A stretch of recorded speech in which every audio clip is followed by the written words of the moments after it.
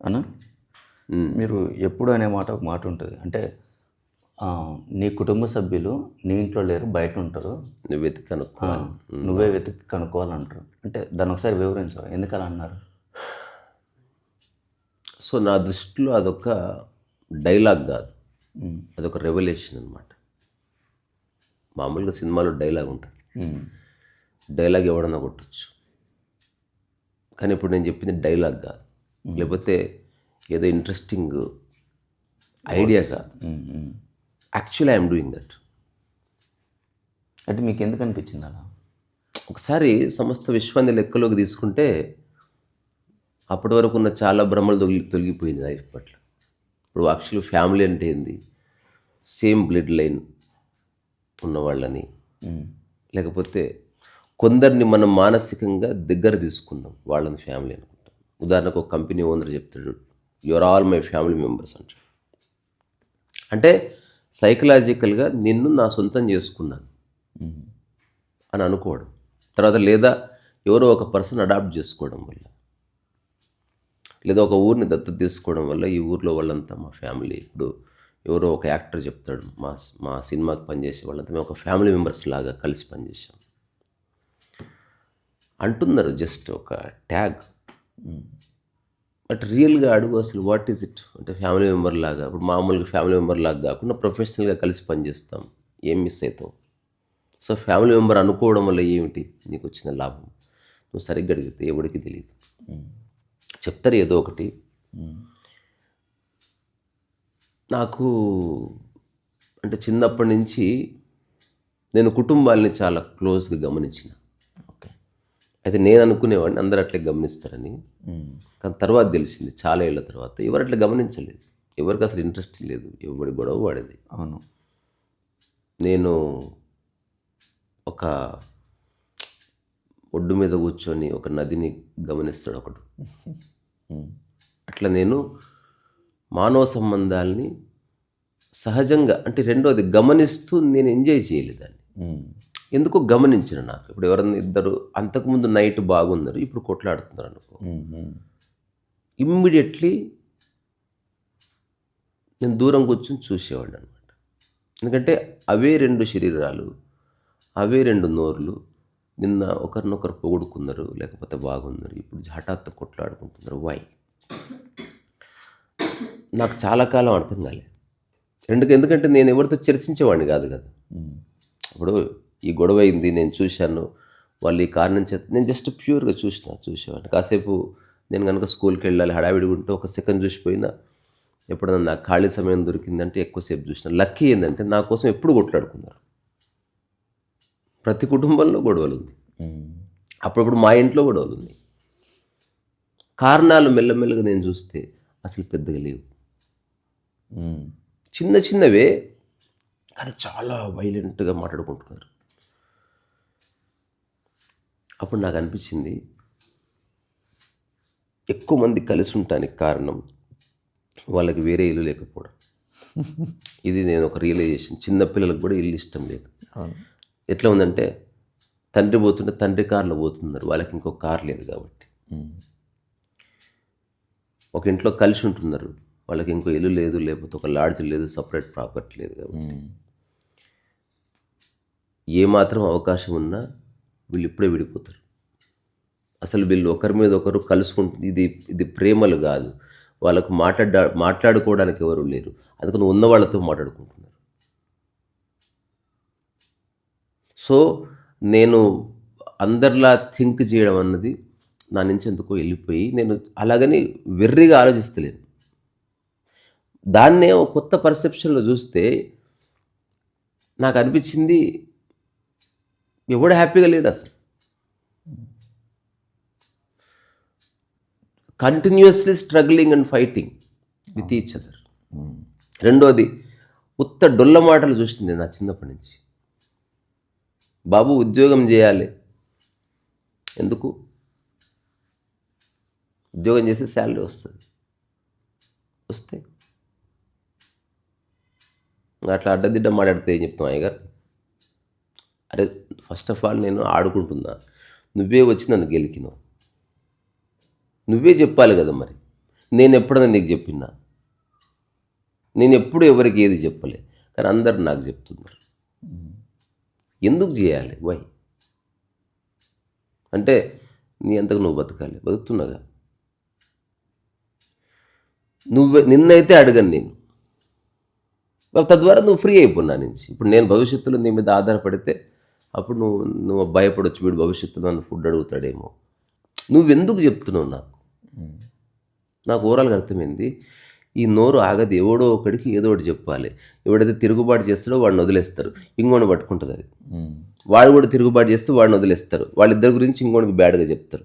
ఇది కంటిన్యూస్గా నడుస్తుంది.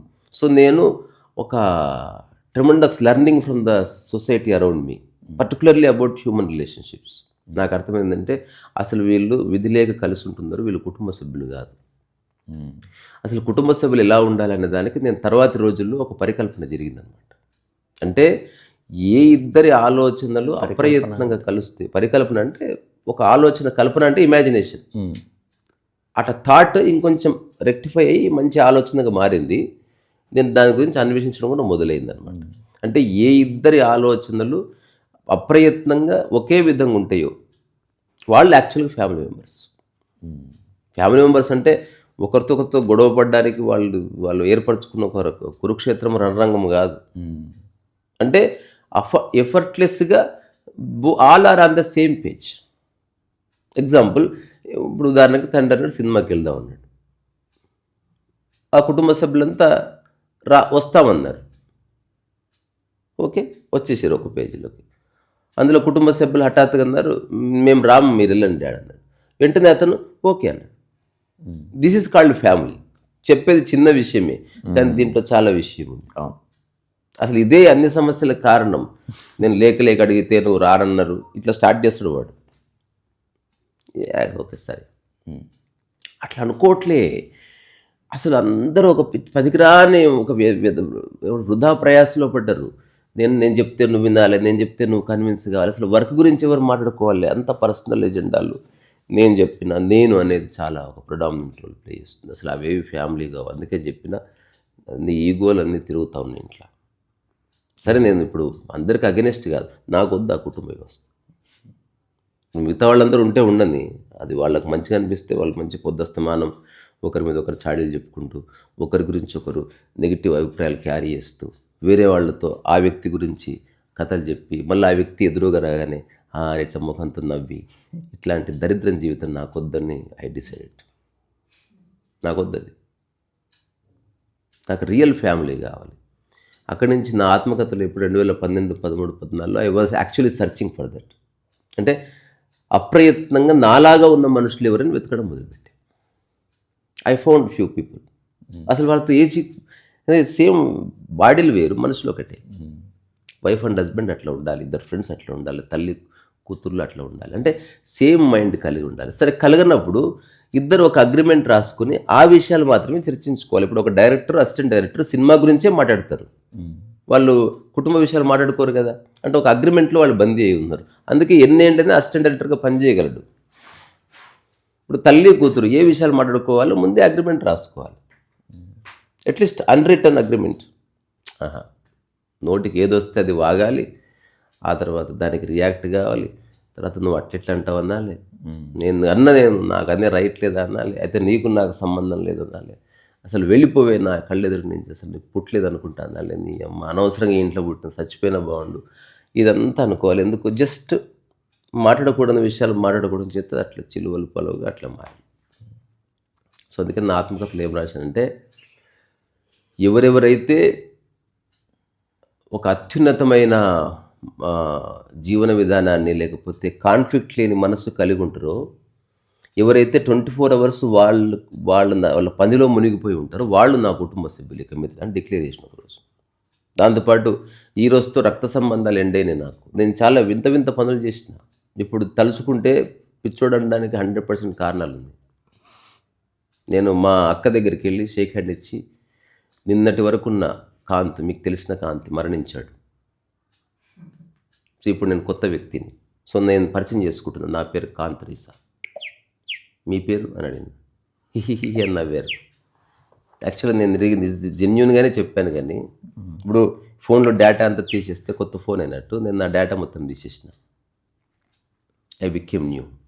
నేను ఈనాటి వరకు ఎప్పుడన్నా ఒక జోక్గా నవ్వుకునే అంశంగా నా గతాన్ని లెక్కలోకి తీసుకొస్తా, కానీ బాధపడే అంశాలు, కొట్లాటలు, ఇది అది అసలు కుటుంబ చరిత్ర, వంశగౌరవం అట్లాంటివి ఏమీ లేవు. ఇంకోటి నేనున్నా లేకుండా ఉంటే అవి ఉంటాయి, లేకపోతే ఎప్పటికీ లేవు. ఈ సోకాళ్ళు వంశాలు ఏంది, వంశగౌరవాలు ఏంది అన్ని ఈగోలు తప్ప. అందుకని అవన్నీ ఉండని నేను అందులో ఉండదలుచుకోవాలి. ఎట్లా ఉందంటే బార్ అండ్ రెస్టారెంట్ ఉండని నేను అందులో ఉండను. సో నాకు కుటుంబాన్ని నేను చూసే విధానం కంప్లీట్గా వేరే. సో ఎవరితో ఉంటే కాన్ఫ్లిక్ట్ ఉండకూడదు, ఈగోలు ఉండకూడదు, ఒక కామన్ వర్క్ ఏదో ఎస్టాబ్లిష్ అవ్వాలి, ఒకరికొకరు న్యాచురల్గా రెస్పెక్ట్ ఇచ్చుకోవాలి, ఒకరి గురించి ఒకరు వేరే వాళ్ళ గురించితో మాట్లాడుకోకూడదు, థర్డ్ పర్సన్ అసలు చర్చలోకి రావద్దు. అట్లాంటి ఒక మానసిక అవస్థ లేదు. ఎప్పుడు అన్నెసెసరీ థింగ్స్, అన్నెసెసరీ కాన్వర్జేషన్స్. అట్లా నేను చిన్నప్పటి నుంచి నేను వెక్స్ అయిపోయినా. అంటే నేను అట్లా నిర్ణయం తీసుకోవడానికి కారణం ఉంది. అంటే ఎప్పుడు అలజడులే నా చుట్టూ. అరే రామ్మ, ఈరోజు ఇక్కడ గొడవ అయిందా, మధ్యాహ్నం వాళ్ళ ఇంట్లో గొడవ, సాయంత్రం ఇక్కడ గొడవ, అంతలో ఎవరో అలిగి పడుకున్నారు, అంతలో ఎవరు మొహం మార్చారు, అంతలో ఎవరో వెళ్ళిపోయారు, మళ్ళీ అంతలో గొడవ. Always it is happening. అసలు నేను ఆశ్చర్యపోయేవాడిని. అసలు మధ్య నా మీదకి వచ్చేది, చక్కగా అవుతున్నావా ఇదని. అంటే వాళ్ళకి తీట్లు వేస్తే ఏం చేయాలి పేరెంట్స్. సో నేను రాసిన, ఇది ఇల్లు కాదు పిచ్చాసుపత్రి ఇది అని రాసిన ఒకసారి. అంటే ఊరికే సరదాకి రాసింది కాదు, నిజంగా చెప్తున్నా. నేను 10th ఇంటర్మీడియట్ టైంలో నా దగ్గర డబ్బు ఉండి, నా దగ్గర బడి ఉంటే ఇంటికి వెళ్ళిపోతుంటుంది నేను. నాకు ఇష్టం లేదు. Why should I live with stupid people? సి పేరెంట్స్ పట్ల రెస్పెక్ట్ ఉంది, కానీ వాళ్ళ స్టూపిడిటీని, వాళ్ళ మూర్ఖత్వాన్ని నేను తీసుకోను. నేను అందుకే నోట్స్ ఆఫ్ మిషన్లో రాసిన, అమ్మని నాన్నని గౌరవించు, కానీ వాళ్ళు చెప్పే ప్రతి పనికిరాని మాట ఆచరించు, సంకనాయకపోతాం. వాళ్ళకి ఏం తెలుసు అని నువ్వు ఆచరిస్తావు. సో ఇప్పుడు నా కుటుంబ సభ్యులు ఎవరంటే ఆల్బర్ట్ ఐన్స్టీన్, రమణ మహర్షి, శంకర భగవత్పాదుల వారు, Chembai Vaidyanathan Bhagavatar, SP Balasubrahmanyam, Lalgudi Jayaraman, Marpa, Milarepa, Tilopa, Naropa, Lalla. These are my extended family. ఒకే కుటుంబంలో పుట్టినంత మాత్రాన ఫ్యామిలీ కాదు. ఇంకా నేను అక్కడి నుంచి అసలు వసుదైక కుటుంబానికి ఇప్పటివరకు ఎవడో ఇయ్యని నిర్వచనం నేను ఇచ్చిన, ఇంతవరకు ఎవడు చెప్పలేదు. ఊరికి వసుదైక కుటుంబం అంటే ఎట్లయితే పోయి ఈ సమస్త మానవ జాతిని కుటుంబం అనుకో, ఎట్లా అనుకుంటా అనుకోను నేను. అసలు పక్కింటి నా కుటుంబం అనుకోను. వాళ్ళ సమస్త ఊరికి డైలాగ్ బాజీయా అనుకో, ఇంకా సమస్త మానవ జాతిని, వేరే గ్రహాల్లో ఉన్న ఎవ్రీథింగ్ అనుకో. ఇప్పుడు వసుదైక కుటుంబంలో మనుషులే ఉన్నారా, చీమలు పక్షులు లేవా? అంటే నీ డెఫినేషన్ ఏంటి? ఇప్పుడు నేను చెప్పే డెఫినేషను నాకు తెలిసి ఏదో ఒక రోజు ఈ ప్రపంచం చర్చిస్తుంది. వసుదైక కుటుంబం అనేది అనుభూతి కలగాలంటే జస్ట్ ఈ విశ్వాన్ని చూడు, నీ చుట్టుపక్కల ఉన్న చెట్లను చూడు, పిట్టలను చూడు, కుక్కలను చూడు, అన్నీ బతకడానికి కారణం ఇప్పుడు నీ యొక్క రక్త సంబంధం అంటావు కదా. రక్త సంబంధం వెరీ లిమిటెడ్. నువ్వు రక్త సంబంధం సినిమా చూడండి, ఎన్టీఆర్ సావిత్రి, అన్ని కొట్లాటలు, కుట్రలు, కుతంత్రాలు, ఏదో పాటలు బాగున్నాయి నేను చూడటమే తప్ప నాకేం నచ్చలేదు సినిమా. అదే అన్నా చెల్లెళ్ళు, ఒక పనికిరాని ఎమోషన్లు, అన్న తీసుకుపోయి చెల్లిని ఒకరికి ఇచ్చి పెళ్లి చేస్తాడు, వాడెక్కడ లేని రూల్స్ పెడతారు, అత్తమామలు ఉంటారు. దాని ఇదో జనాలకు ఎందుకు ఇష్టం అంటే ఈ కష్టాలు కన్నీళ్ళు ఉంటేనే లైఫ్ అనుకుంటున్నారు. అసలు కాదు. ఒక ప్రవహించే సెలయేరు లాగా ఎప్పుడు ప్రశాంతంగా ప్రసన్నంగా లైఫ్ ఉండాలి. అసలు ఇల్లన్నాక గొడవలు ఉంటాయి అనుకుంటున్నారు. అసలు నేను అసలు విని నాకు ఏమంటారు, మరే కాన్ పగ్గైంది అమ్మాయి, బుద్ధి లేని మనుషులు. అసలు లాస్ట్కు అన్నా చెల్లెలు చచ్చిపోతారు. ఇదేం రక్త సంబంధం, చంపేది చల్, నాకు వద్దది. నా రక్త సంబంధం చాలా బ్యూటిఫుల్ ఉంది. నేను అందుకే రక్త సంబంధాలు కావు, రక్తం తాగే సంబంధాలు అవి. సో కాదు, ఇప్పటి వరకు అంతే. రక్త సంబంధాలు అంటే ఒక రక్తం వరకు పీల్చుకోవాలని అసలు ఎవడబ్బా హ్యాపీగా ఉన్నది. నా రక్త సంబంధాలు కాదు, నాకు ఎవరితో ఐ డోంట్ కేర్ అబౌట్. నాకు తెలీదు, నేను చెప్పేది నా గురించి. రక్త సినిమా వదిలే, మురారి సినిమా బాగుందా? ఓకే, అది ఎందుకు బాగుందని నాకు తెలియదు. బాగాలేదు, అన్ని ఈగోలే. బాగాలేదు అసలు రక్త సంబంధం బెటర్, దానికంటే పాటలు అన్నా వాళ్ళే. అసలు అందులో గొడవలు లేకుండా సినిమా ఉంటుందా? నేను అడిగిన ప్రశ్నకు జవాబే, సినిమాలు ఇంపార్టెంట్ కదా. మనస్పర్ధలు లేకుండా సినిమా ఉంటుందా? లేదు. ఇప్పుడు నేను తీస్తే ఉంటుంది. ఇప్పుడు నేను ఒక సినిమా ఇద్దాం అనుకుంటే, చెప్పిన కదా ఆకాశంలో ఒక సినిమా, నేను ఎప్పుడన్నా అనౌన్స్ చేస్తాను వెరీ సూన్. జస్ట్ కదలకుండా ఒకటి కూర్చున్నటువంటి 1.5 పీస్ సినిమా పేరు అంతే. నేను సిద్ధం అనుకుంటున్నా, ఎందుకు ఉండకూడదు? ఇప్పుడు పెద్ద పెద్ద సినిమాలు చూడలేదు, ఇది కూడా చూడరు. జనాల డిస్క్రిప్షన్ బై ఐ అనే సినిమా తీసిండు విక్రమ్, చూడలే. జూనియర్ ఎన్టీఆర్ శక్తి అని తీసిండు, చూడలే. కలేజా చూడలే. తర్వాత ఆదికేశవరెడ్డి చూడలే. అట్లనే ఇది కూడా చూడరు. క్యా ఫరక్ పడతా? విషయం మనం చేస్తున్నామా లేదా ఒక క్లారిటీతో. సరే రక్త సంబంధం వెరీ లిమిటెడ్. అంటే నీ బ్లడ్ లైన్ ఒక 5-6 మందికి ఉంటుంది, మా అంటే 10 మందికి ఉంటుంది.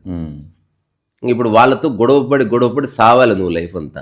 నేను అన్నది గొడవపడరు అబ్బాయి, కానీ నీకు వేరేది లేని కారణంగా ఇది ఒక్కటే ఉన్నందుకు నువ్వు కొట్టుకదస్తున్నావు. ఇప్పుడు నేను చెప్తున్నది గాలి సంబంధం మనందరిది బేసికల్గా. ఇప్పుడు నేను పీల్చే గాలి నువ్వు పీలుస్తున్నావు. ఇదే మామూలుగా అంటే కదా, నా రక్తమే నీలో ప్రవహిస్తుంది రా కడప రక్తం. ఇట్లా ఒక సినిమా ఉంటుంది ఎన్టీఆర్ది, ఇట్లా నీళ్లు తాగుతుంటే రాయలసీమల ఇట్లా విషంగా అనిపిస్తుంది. నాకు చాలా విక్షిప్తమైన స్థితులు అవి. అట్టెట్లుంటుంది అసలు? అది ఆ పౌరుషం దేనికవ్వ పౌరుషం? పగలేకపోతే పౌరుషం ఎందుకు? నాకొద్దు అది. నేను సాదాసీదా జీవితం గడపాలనుకుంటున్నాను. ఇది చాతగాంతనం కాదు. ఎందుకంటే ఏ రోగాలు లేకుండా, ఏ పెయిన్స్ లేకుంటే అది వేస్ట్ బాడీ అని కాదు, మేబీ గుడ్ బాడీ అని. సో మనం ఎట్లయితే నా రక్తం నీలో ప్రవహిస్తుందని చెప్తారో, నేను అంటున్నా అసలు నేను పీల్చే గాలి మీరందరూ పీలుస్తున్నారు, అవునా కాదు? అట్లా నన్ను ఏది బతికిస్తున్నదో అది అందరినీ బతికిస్తుంది. కాబట్టి అట్లా నాది గాలి సంబంధం. దీనికి ఇంకొంచెం తాత్వికమైన చింతన చేస్తే అసలు గాలి నేనే అందరిలో నిండుతున్నా. ఇది ఒక అనుభూతి కలిగింది నాకు చాలా ఏళ్ల క్రితం. నా ఆటోబయోగ్రఫీలో ఒక 2 చాప్టర్స్ రాసిన దాని గురించి రాసి, అందులో ఒక చాప్టర్కి ఇది నేను ఎంత ప్రయత్నించినా నేను మాటల్లో కన్వే చేయలేకపోతున్నా కాబట్టి ఇక్కడ రాయడం ఆపేసిన. ఇది దట్స్ అన్ఫినిష్డ్ చాప్టర్. అది ఇప్పుడు చెప్తున్నది కాదు, అది ఇంపాసిబుల్ టు కన్వే. నేను కన్వే చేయలేదు, మాటలతో కన్వే చేయలేదు.